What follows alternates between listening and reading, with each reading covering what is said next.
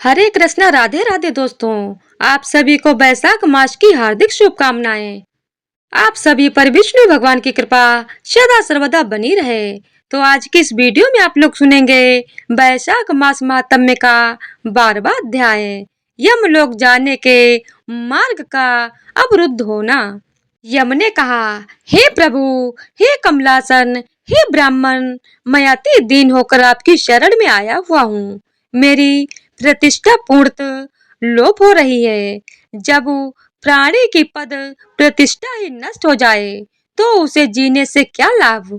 जो अपने स्वामी के द्वारा नियुक्त कार्य को नहीं कर पाता उसे घुन की योनि प्राप्त होती है। जो बिना काम के खाता रहता है, इस निरेयक योनि में रहकर उसे 300 वर्ष तक नरक भोगना होता है। जो निष्प्रहा होकर अपने स्वामी का कार्य पूरा नहीं कर पाता वह कौवा की योनि पाता है। जो अपने कार्य में तत्पर रहकर भी स्वामी के कार्य को बिगाड़ देता है वह चूहा की योनि को पाकर 300 वर्ष तक नरक भोगता है। जो समर्थ होने पर भी कार्य नहीं करता उसे बिल्ली की योनि प्राप्त होती है। हे प्रभु, मैं आपकी आज्ञा के अनुसार प्रजा के धर्म का साधन बनता हूँ और उनके कर्मों के अनुसार पाप और पुण्य की व्याख्या करता हूँ। धर्म और शास्त्र को जानने वाले ऋषि एवं मुनि जनों द्वारा बताए मार्ग का अनुकरण करता हुआ सबको फल देता हूँ। हे स्वामी, अब मैं आपके द्वारा नियुक्त पद पर कार्य करने में पूरी तरह असमर्थ हो रहा हूँ। राजा कीर्तिमान ने पृथ्वी से आपके द्वारा स्थापित नियमों को उखाड़ फेंका है। इस राजा के भय से पृथ्वी पर बसने वाले सभी प्राणी वैशाख मास के पवित्र धर्म कार्यों का विधि पूर्वक पालन कर रहे हैं। प्रजाजनों ने समस्त पितृश्वरों का पूजन, अग्निष्टोमादि, यज्ञ, तीर्थ यात्रादि समस्त शुभ कर्म, शांख यज्ञ और प्राणायाम आदि करना भी छोड़ दिया है। होम और स्वास्थ्य भी छोड़ दिए हैं। नाना प्रकार के पाप करने पर भी उनके वंश के माता पिता एवं उनके ससुर तक के वंशधर 26 पीढ़ियों तक के जीव समस्त पापों से मुक्त होकर दिव्य देह को धारण कर भगवान विष्णु के लोक को चले जाते हैं। हे प्रभु, जब मेरे पास आने को कोई जीव शेष ही नहीं है तो मैं अपने इस पद पर रहकर क्या करूंगा। इस कारण मैं आपके द्वारा दिए गए इस दंड और पद को आपके चरणों में रखकर स्वयं इस पद से सेवा मुक्त होने को बाध्य हुआ हूँ। हे देव, जो गति प्राणी को अनेक तीर्थों में स्नान करने, दान व्रत धर्म करने, उत्तम धर्माचरण करने, प्रभास में पतन होने, युद्ध क्षेत्र में वीर गति पाने, काशी में देह त्यागने तथा उत्तम यज्ञादि करने से प्राप्त होती है, वही मेष की संक्रांति में प्रातः काल स्नान करके भगवान की पूजा कथा श्रवण और वैशाख महात्म्य में श्रवण कर विधि पूर्वक व्रतादि करने से प्राप्त हो जाती है। वैशाख मास का सेवन करने वाला समस्त पापों से मुक्त होकर दिव्य देह धारण कर भगवान विष्णु के लोक को प्राप्त करता है। राजा कीर्तिमान की आज्ञा के अनुसार उसकी समस्त प्रजा पापों से मुक्त होकर भगवान विष्णु के दिव्य लोक को प्राप्त कर रही है। अतः यह राजा मेरा सबसे बड़ा शत्रु है, साथ ही आपका भी शत्रु है। हे जगतपते, इस राजा का तो निग्रह करना ही उचित है। यदि इस राजा का कोई उचित प्रबंध नहीं किया गया तो वह भगवान विष्णु के चरणों के सहारे समस्त पृथ्वी के जीवों को अपने साथ विष्णु लोक को ले जाएगा। हे ब्राह्मण, हे देव, राजा कीर्तिमान ने तो मेरे पद की समस्त मर्यादा को ही नष्ट कर दिया है। हे देव, छठ मार्जन की बात तो कभी पुराणों तक में नहीं सुनी। किसी क्षत्रिय राजा ने इस प्रकार का कभी भी व्यवहार नहीं किया है। इस राजा कीर्तिमान को छोड़कर ऐसा कोई राजा पृथ्वी पर नहीं हुआ जो भगवान विष्णु के चरणों में इतना तत्पर हो रहा हो। इसने छठ मार्जन की घोषणा करके वास्तव में सभी प्राणियों को पुण्यशील बना दिया है। फलतः पृथ्वी के जीवों का यमलोक में जाने का मार्ग ही रुक गया है। तो इसी तरह से वैशाख मास महात्म्य का 12वां अध्याय पूरा हुआ। तो प्रेम से बोलिए जय श्री हरि। तो आइए अब श्रवण करते हैं भक्त और भगवान की एक ऐसी पौराणिक कथा जिसके लिए भगवान स्वयं 15 दिनों तक भूखे प्यासे रहे और रस्सी से बंधे रहे। महाराष्ट्र के एक गांव में एक ब्राह्मण रहते थे। उनके घर में केवल 4 लोग थे।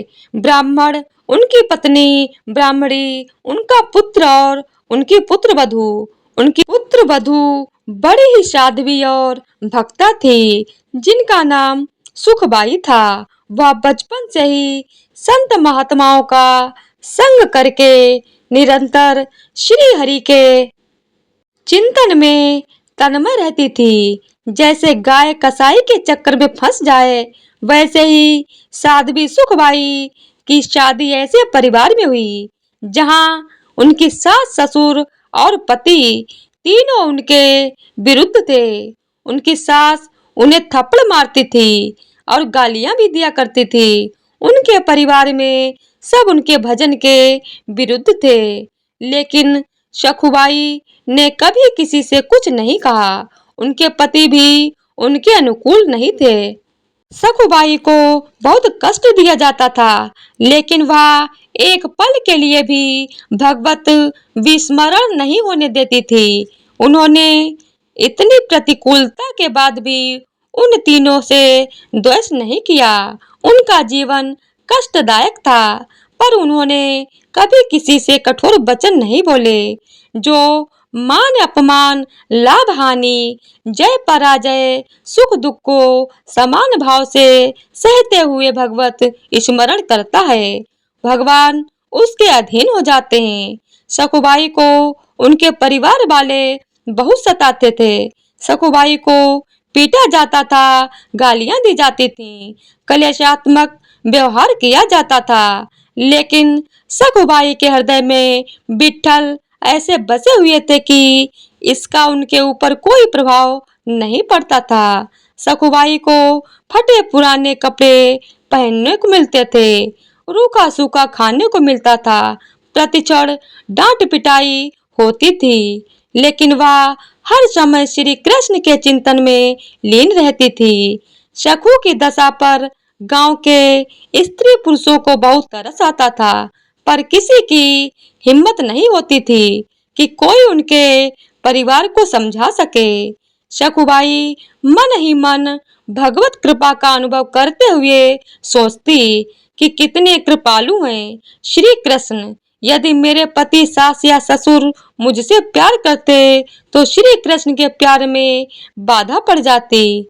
एक दिन किसी पड़ोसन ने सखुबाई से पूछा, तू इतना दुख भोगती है, तेरे मायके में कोई नहीं है क्या? ना कोई खबर लेने आता है और ना ही कोई तुम्हारा सहयोग करता है। सखुबाई ने मुस्कुराते हुए कहा, जानती हो मेरा मायका कहाँ है? पंढरपुर में है। और मेरे मायके वाले कौन है जानती हो? विट्ठल और रुक्मणी हैं।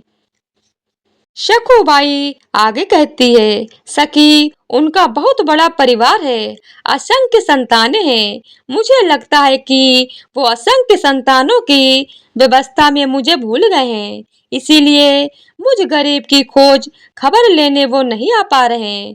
पर उनकी मुझ पर बहुत कृपा है। पंढरपुर महाराष्ट्र का एक प्रसिद्ध धाम है। यहाँ एकादशी को बड़ा मेला लगता है, जिसमें भगवान श्री विट्ठल जी के दर्शनार्थ लाखों नर नारी दूर दूर से नाम कीर्तन करते हुए, नृत्य करते हुए उत्साह पूर्वक पंढरपुर की यात्रा करते हैं।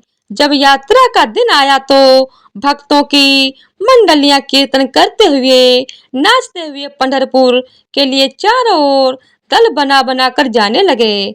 भक्तों को पंढरपुर जाता देख सखुबाई के हृदय का बांध टूट गया। विचार करने लगी, क्या करूं? मेरे प्रीतम का ऐसा बड़ा उत्सव हो रहा है। यदि मैं सास से पूछूंगी तो पिटाई होगी। उन्होंने सोचा, सास ससुर पति कोई जाने तो देगा नहीं। शकुबाई को पानी भरने के लिए रोज कृष्णा नदी में जाना होता था। उन्होंने घड़ा लिया और कृष्णा नदी में जल भरने के बहाने घर से निकली। प्रेमी भक्तों के संकीर्तन दल को देखकर शकु के हृदय में प्रेम उमड़ा। पंढरपुर जाने की प्रबल इच्छा करके उन्होंने घड़ा वहीं रख दिया और वह भक्तों की मंडली में चली गई। उन्हें जाते हुए एक पड़ोसन ने देख लिया और दौड़कर उसने उनकी सास को बताया कि उसकी बहू संतों की मंडली के साथ भाग गई। अब सास और पति ने बड़े बड़े डंडे निकाले और उनको शकु को रोकने के लिए दौड़ लगाई। उन्होंने देखा तो शकुबाई अपने प्रीतम के दर्शन के लिए विशेष इच्छुक थी और भक्तों के बीच में भगवत प्रेम में उन्मत्त हो रही थी। उनकी सास ने उनके बाल पकड़े तथा घसीट के उन्हें बाहर लाई और वहीं डंडे से मारना शुरू कर दिया।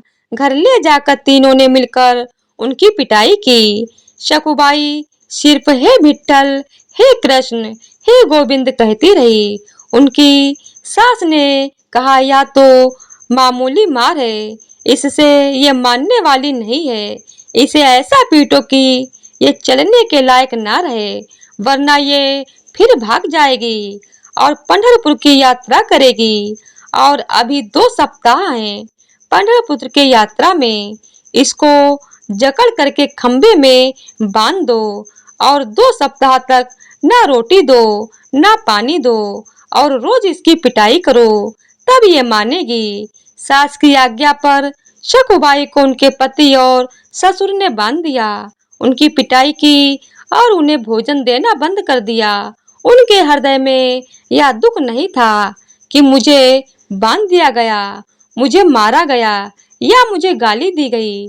उनके हृदय में बस एक पीड़ा थी कि हे श्री कृष्ण, आपके भक्तों के बीच में मुझे कितना सुख मिला। पहली बार जीवन में भक्त मंडली में मुझे नाचने को मिला। मैं आपके दर्शन के लिए जा रही थी, परंतु मेरी सामर्थ्य नहीं कि मैं इस जन्म में इस नरक से निकल सकूं। हे करुणा निधान, क्या ऐसा नहीं हो सकता कि मैं इस जन्म में आपके दर्शन कर सकूं? क्या मैं आपके मंदिर में आकर आपके भक्तों के बीच में नहीं नाच सकती? शकुबाई आंसू बहाते हुए कह रही थी कि हे कृष्ण, ऐसा कुछ उपाय करो कि मैं आपके दर्शन कर सकूं। मैं बहुत पतित हूँ, दीन हूँ, मेरी सामर्थ्य नहीं की है कि मैं आप तक आ सकूं। हे प्रभु, आप कृपा करो। बहुत सुंदर अवसर मिला है, भक्तों की मंडलियां जा रही हैं। आपके दर्शन के लिए ऐसा अवसर बार बार नहीं आएगा। हे नाथ, आप कृपा करोगे तभी दर्शन हो सकते हैं। मेरा सामर्थ्य नहीं है कि मैं इनके चंगुल से छूट सकूं। जब भक्त तकलीफ में हो तो हरि को चैन कैसे पड़ सकता है? रुक्मणी जी ने देखा तो प्रभु के चेहरे पे उदासी और बड़ी चिंता थी। उन्होंने ठाकुर जी से पूछा कि नाथ, आप चिंता में कैसे लगते हैं? कोई भक्त कष्ट में है? भगवान ने कहा, हाँ, एक ऐसी भक्त है जिसको बहुत पीटा जा रहा है, कलेश दिया जा रहा है।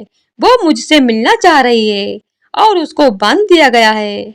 आपको थोड़े दिन के लिए हमसे विरह सहना पड़ेगा, क्योंकि हमें कुछ दिन वहां रहना पड़ेगा, तभी बात बनेगी। रुक्मणी जी ने ऐसा कहकर प्रभु तत्काल शकुबाई के समीप गए। प्रभु ने एक बहुत सुंदर नवयुवती का रूप धारण किया और बोले, शकुबाई, मैंने सुना है तुम पंढरपुर जाना चाहती हो, चलोगी मेरे साथ? पंढरपुर? शकुबाई ने आंख खोली और कहा, सखी, मुझ पापिनी के भाग्य में ऐसा कहाँ है कि मैं भक्त मंडली के साथ पंढरपुर जाऊं? तुम देख तो रही हो मेरी दशा। स्त्री रूपी ठाकुर जी ने कहा, बाई, तुम जानती नहीं हो, मैं तुम्हें बहुत समय से जानती हूँ। तुम मेरी बहुत प्रिय सखी हो, उदास मत हो। मैं जिसकी सखी होती हूँ, उसको मैं कभी उदास नहीं देख सकती। मैं तुम्हारी रस्सी खोल देती हूँ, तुम भाग जाओ। और मंडली के साथ शकुबाई ने कहा, मेरी सास फिर पकड़ लेगी। स्त्री वेशधारी प्रभु बोले, बिल्कुल नहीं, इसकी तो तुम चिंता ही मत करो। ठाकुर जी ने शकुबाई को निकाला और स्वयं शकुबाई का रूप धारण करके रस्सी में बंध गए, जिनका नाम स्मरण करने से माया का बंधन टूट जाता है, जिनको पाना बड़े बड़े योगियों के लिए भी दुर्लभ है। वही भगवान अपने भक्त शकुबाई के लिए एक साधारण स्त्री की तरह बन गए। ठाकुर जी चुपचाप चाटे खा रहे हैं। ठाकुर जी को कई दिन हो गए, भोजन नहीं मिला, पानी नहीं मिला और रोज उनकी पिटाई भी हुई।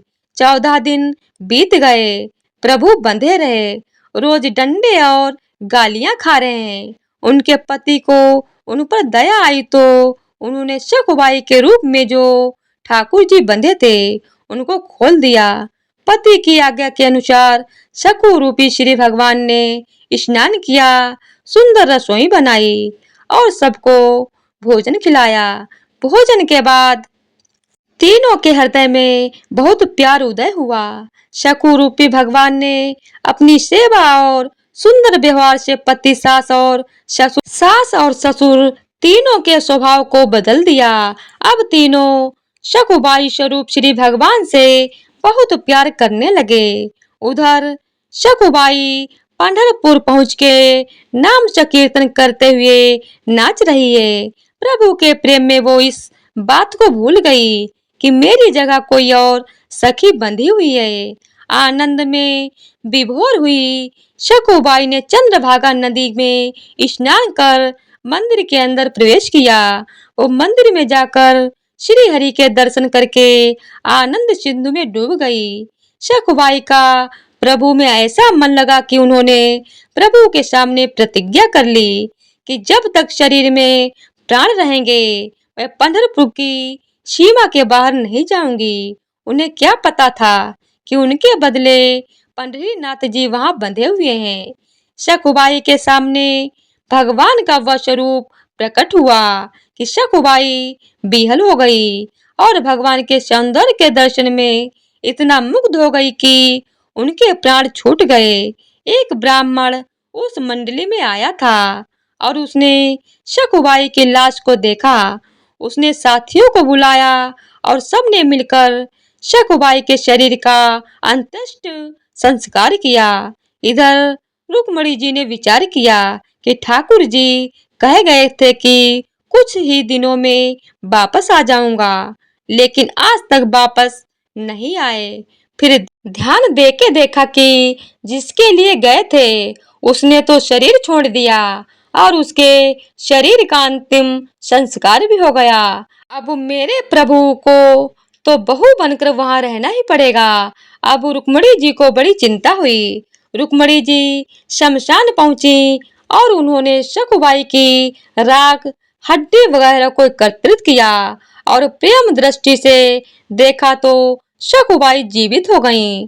शकुबाई को ऐसा लगा जैसे वह गहरी निंद्रा से जागी हो। रात को स्वप्न में रुक्मणी जी ने शकुबाई से कहा, देखो पुत्री, तुम्हारा प्रण पूरा हुआ। तुमने कहा था कि जब तक इस शरीर में प्राण रहेंगे, मैं पंढरपुर की सीमा के बाहर नहीं जाऊंगी। तुम्हारा वह शरीर तो जल गया, अब तुम लौट जाओ। मेरे प्रीतम तुम्हारे रूप में तुम्हारे घर पर हैं।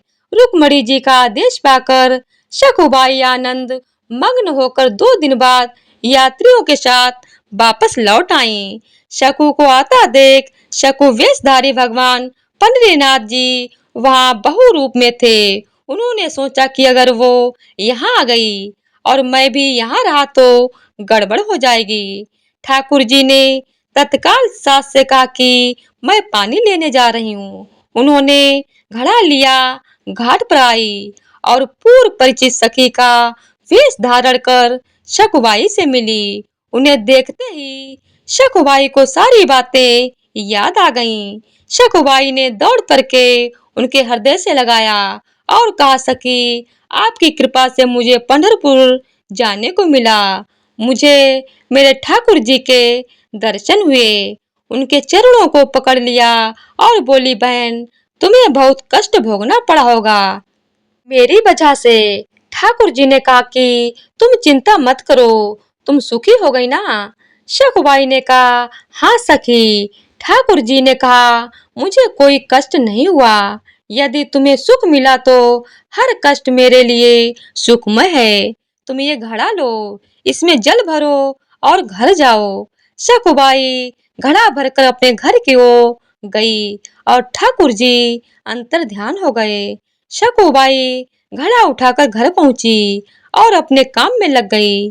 शकुबाई को सास ससुर और पति के बदले हुए स्वभाव को देखकर बड़ा आश्चर्य हो रहा है।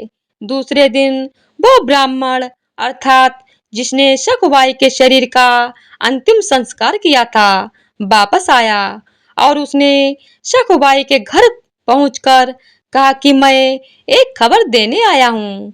तुम्हारी बहू पंढरपुर गई थी, जहाँ ठाकुर जी के दर्शन करके उसके प्राण निकल गए और हम सब ने उसके शरीर का अंतिम संस्कार कर दिया। परिवार वालों ने कहा कि हमारी बहू तो घर के अंदर है। आवाज लगाई, शकुबाई सामने आ गई। शकुबाई को देखकर ब्राह्मण के होश उड़ गए। ब्राह्मण के बहुत कहने पर उन्होंने शकु को अपने पास बुलाकर पूछा कि हमने तुम्हें यहाँ बांध रखा था, लेकिन ये कहते हैं कि तुम पंढरपुर में गई और वहां मर गई, कैसी बात है? ये शकुबाई ने कहा, ये जो कह रहे हैं बिल्कुल सत्य है। जिस समय आपने मुझे बांध रखा था उसी समय कोई नव युवती स्त्री आई थी और उसने मेरी सहायता की और मुझे खोल दिया। मैं भक्तों के साथ पंढरपुर गई और यहाँ वो बंधी रही। मुझे तो वहां भेज दिया और स्वयं आपका प्रतिकूल व्यवहार सहती रही। मैं पंढरपुर गई थी, वहां एक दिन मैं वहां बेहोश भी हो गई थी। बाद में मुझे मालूम हुआ कि मैं मर गई थी और मेरे शरीर को जलाया गया था। पर रुक्मणी जी ने मुझे फिर से जिंदा कर दिया और वापस भेज दिया। मैं जब नदी के पास आई तो वह युवती जिसने मुझे खोला था वो मुझे घड़ा देकर चली गई। आप लोग जानते हैं वो युवती कौन थी? सास ससुर और पति ने कहा, हमें तो पता नहीं। शकुबाई ने कहा, जब वो चली गई तो मुझे पता चला कि वो मेरे पांडुरंग विट्ठल ही थे। आप लोगों का बड़ा सौभाग्य है कि आपको मेरे इष्ट के दर्शन हो गए। या सुनते ही शकुबाई के सास ससुर और पति उनके चरणों में गिर पड़े और कहा कि हमने तुम्हें पहचाना नहीं। हमारे घर में ऐसी परम भक्त परम साध्वी रहती है जिसके अधीन श्री भगवान है। हमने तुम्हें बहुत सताया, हम पर कृपा करो। संत शकुबाई ने सास ससुर और पति को भक्ति का उपदेश दिया। तीनों भजन परायण होकर शकुबाई की कृपा से भगवत धाम को प्राप्त हुए। यदि उपासक भक्ति मार्ग में आगे बढ़ रहा हो और उसके जीवन में प्रतिकूलता आए तो उसे आनंदित होना चाहिए कि अब हरि जल्दी ही आने वाले हैं। जब जब प्रतिकूलता किसी भक्त के जीवन में आई तो भगवान का ऐसा अवतार हुआ जो ना तो पुराणों में लिखा है और ना ही शास्त्रों में। हरि हमें हर क्षण देख रहे हैं। कभी निराश मत होना, चाहे जितना दुख क्लेश आए। आपको दुख क्लेश देने वाले व्यक्ति को कभी क्लेश देने का विचार मत करना। आनंदित होकर सहना तो हरि आप पर कृपा करके आएंगे और आपको हृदय से लगा लेंगे। इससे हमारा जन्म जन्म का दुख दूर हो जाएगा। तो प्रेम से बोलिए जय श्री कृष्णा, राधे राधे। तो आज की वीडियो अगर आप लोगों को पसंद आई हो तो वीडियो को लाइक शेयर और चैनल को सब्सक्राइब कर दीजिएगा। धन्यवाद।